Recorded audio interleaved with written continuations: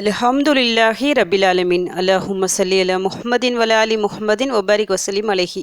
அஸ்ஸலாமு அலைக்கும் வரஹ்மத்துல்லாஹி வபரகாத்துஹு. வெல்கம் டு வாய்ஸ் ஆஃப் ஈமான். எல்லாரும் எப்படி இருக்கீங்க? நல்லா இருக்கீங்களா? அல்ஹம்துலில்லாஹ்.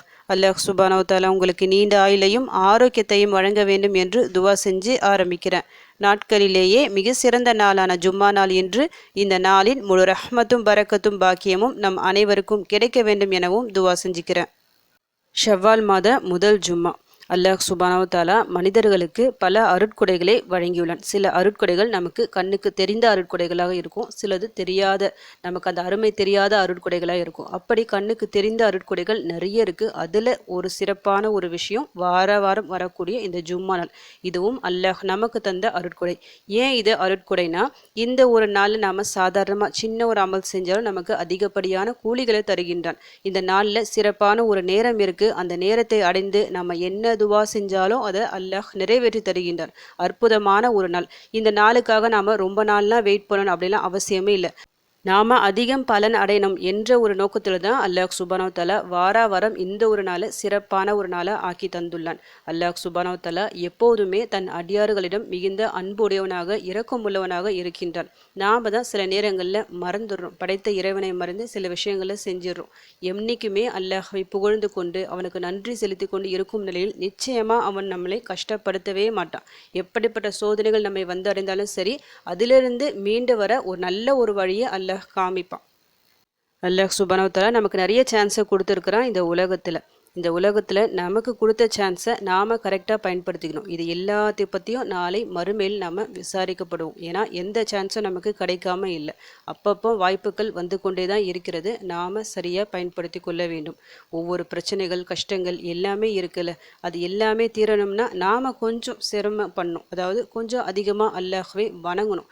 இந்த நாளை நம்ம சரியாக யூஸ் பண்ணிக்கலாம். இந்த நாளை கொஞ்சம் நம்ம அதிக துவாக்கள் செஞ்சு ஸலவாத் ஓதி திக்ருகள் எடுத்து நல்ல துவா பண்ணோம்னா நிச்சயமாக நம்முடைய கஷ்டங்கள் தீரும். ஏதாவது ஒரு ஜும்மா நம்முடைய பிரச்சனைகள், கஷ்டங்கள் எல்லாம் நீங்கக்கூடியதாக இருக்கும்.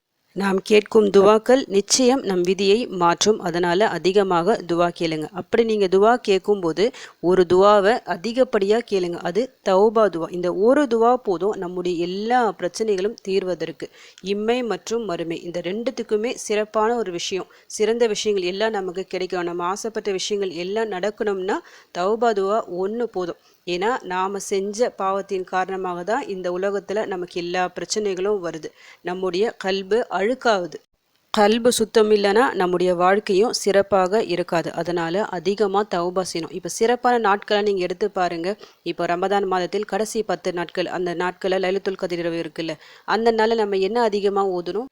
தௌபாவிற்கான துவா தான் நபி ஸல்லல்லாஹு அலைஹி வஸல்லம் அவர்கள் நமக்கு கற்று தந்துள்ளார்கள். அந்த மாதத்தை அடைந்து நம்ம தௌபா செய்யாமல் நம்முடைய பாவங்கள் மன்னிக்கப்படாமல் அந்த மாதத்தை விட்டு நம்ம வெளியேறக்கூடாது. அப்படி வெளியேறினா நாம தான் நஷ்டவாளிகள். இப்போ ஜும்மா நீங்கள் எடுத்துக்கோங்க. ஜும்மா அன்னைக்கு அதிகமாக நாம் ஓத வேண்டிய துவாக்களில் தௌபா துவா முதலிடம் இருக்குது.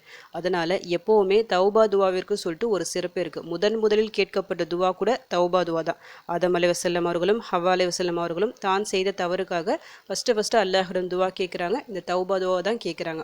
அதனால் எந்த ஒரு பிரச்சனை வந்தாலும் சரி, எந்த சிறப்பான நாட்களாக இருந்தாலும் சரி, ஃபஸ்ட்டு தௌபா துவாவை அதிகமாக ஒதுக்கிங்க.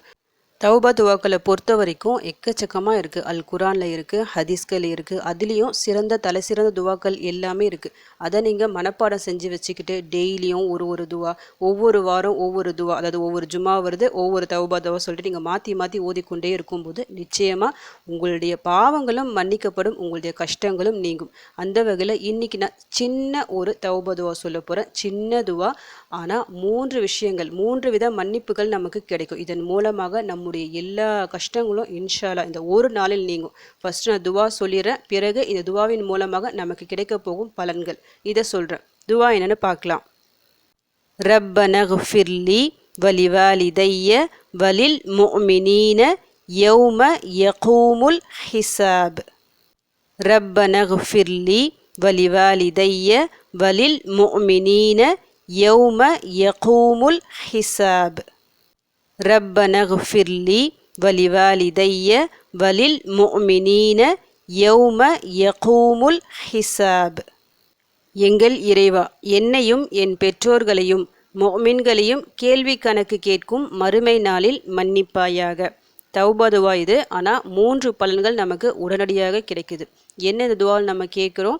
என்ன மன்னிப்பாயாக, எங்கள் இறைவா என்ன மன்னிச்சிடு. கூட நம்ம என்ன கேட்குறோம்? என் பெற்றோர்களையும் மன்னித்து விடு. நம்முடைய பெற்றோர்களுக்காக நாம் அவசியம் துவா செய்ய வேணும். அல்லாஹ் சுப்ஹானஹு வ தஆலா அல் குர்ஆனில் வலியுறுத்தி சொல்கின்ற ஒரு விஷயம். உங்கள் பெற்றோர்களுக்காக நீங்கள் துவா செய்யுங்க. ஒரு பிள்ளை தன் இறந்த பெற்றோர்களுக்காக துவா செய்து அதன் மூலமாக அந்த பெற்றோர்களின் அந்தஸ்து உயரும். அவ்வளவு சிறப்பு இருக்குது. இறந்தும் பலன் அளிக்கக்கூடிய விஷயங்களில் இதுவும் ஒன்று. இந்த துவாவில் நாம் கேட்கணும். சிம்பிளான துவா தான். ஆனால் பெற்றோர்களுக்காகவும் அவர்களின் மன்னிப்பு வேண்டி நாம் துவா செய்கிறோம். அல்லாஹ்வின் பொருத்தத்தை பெற்றுத்தரும் செயல்களில் இதுவும் ஒன்று. அடுத்ததாக நம்ம என்ன கேட்குறோம்? அனைத்து மோமீன்களின் பாவ மன்னிப்பிற்காக துவா செய்கிறோம். இதில் 2 விஷயம் உங்களுக்கு கிடைக்குது. ஒன்று, யார் தனது சகோதரன் அவர் கண்ணுக்கு இல்லாத டைமில் மறைவான ஒரு இடத்துல அவங்களுக்காக துவா செய்கிறாங்களோ அவங்களுடைய துவாவும் ஏற்றுக்கொள்ளப்படும். பக்கத்தில் ஒரு மலக்கு உக்காந்து அதே போல் இவருக்கும் கிடைக்கட்டும் சொல்லிட்டு நமக்காக துவா செய்வாங்களாம். இன்னொரு விஷயம் என்ன நடக்குதுன்னா, ஒரு 2 பேருக்காக நீங்கள் துவா செய்கிறீங்கன்னு நினச்சிக்கிங்க. 2 நன்மைகள் நம்முடைய கணக்கில் எழுதப்படும். இந்த துவாவில் நம்ம என்ன கேட்குறோம்? கோடிக்கணக்கான மோமீன்கள் பாவ மன்னிப்பிற்காக துவா செய்கிறோம். ஒன்று, நம்ம பக்கத்தில் ஒரு மலக்கு உட்காந்து நம்முடைய பாவ மன்னிப்பிற்காக அல்லாஹ்விடம் துவா செய்வாங்க. இன்னொன்று, எத்தனை கோடிக்கணக்கான மோமீன்கள் இருக்காங்களோ அத்தனை நன்மைகள் நம்முடைய கணக்கில் எழுதப்படும். எவ்வளவு சிறந்த விஷயம் பாருங்கள். சின்ன துவா தான் இது. நமக்கும் பாவ மன்னிப்பு கிடைக்குது, நம்முடைய பெற்றோர்களுக்கும் பாவ மன்னிப்பு கிடைக்குது, உலக மோமீன்கள் அனைத்திற்கும் பாவ மன்னிப்பு கிடைக்குது. அது மட்டும் இல்லை, நமக்காக ஸ்பெஷலாக ஒரு மலக்கு உட்காந்து நம்முடைய பாவங்கள் மன்னிக்கப்பட அல்லாஹ்விடம் துவா செய்வாங்க. இந்த துவாவை சொல்ல ஒரு நிமிஷம் ஆகுமா? ஒரு நிமிடமே அதிகம்தான். ரொம்ப பொறுமையாக சொன்னால் கூட ஒரு நிமிடம் உங்களுக்கு ஆகாது. ஈஸியாக சொல்லி முடிச்சிடலாம். ஒரு 5 நிமிஷத்தில் எத்தனை முறை சொல்லலாம் சொல்லிட்டு கொஞ்சம் யோசிச்சு பாருங்கள். 5 நிமிஷம் இந்த துவாவை நீங்கள் உட்காந்து துவா செஞ்சால் கூட, இந்த துவாவை நீங்கள் சொல்லிக்கொண்டே இருந்தால் கூட கோடிக்கணக்கான அதற்கும் மேலான நன்மைகளை அல்லாஹ் நம் கணக்கில் உடனடியாக எழுதுவான். இந்த ஒரு துவாவை இன்னைக்கு அசருக்கு பிறகு ஜும்மா நாள் சிறப்பான ஒரு நேரம், அசர் டு அந்த மஹ்ரிப், இந்த நேரத்தில் நீங்கள் ஒரு 10 நிமிஷம் ஒதுக்கிக்கிங்க. நான் கம்மியான டைம் தான் சொல்கிறேன். 10 நிமிஷம் ஒதுக்கி இந்த துவாவை நீங்கள் ஓதுனா கூட எக்கச்சக்கமான நன்மைகள் நம்முடைய கணக்கில் எழுதப்படும்.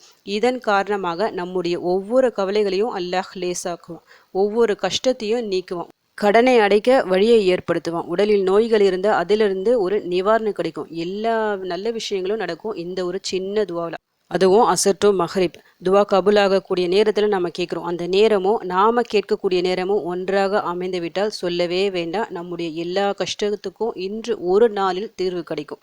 அதனால் நம்பிக்கையுடன் ஓதுங்க. உங்களுக்காகவும் துவா செய்யுங்க, பிறருக்காகவும் துவா செய்யுங்க. நீங்கள் யாருக்காவது கேட்குற அந்த ஒரு துவாவின் மூலமாக அல்லாஹ் உங்களுடைய பெரிய கஷ்டத்தை, பெரிய துன்பத்தை நீக்குவான். அதனால் துவாக்களை அதிகப்படுத்துங்க. என்றைக்குமே சோர்ந்து போயிடாதீங்க.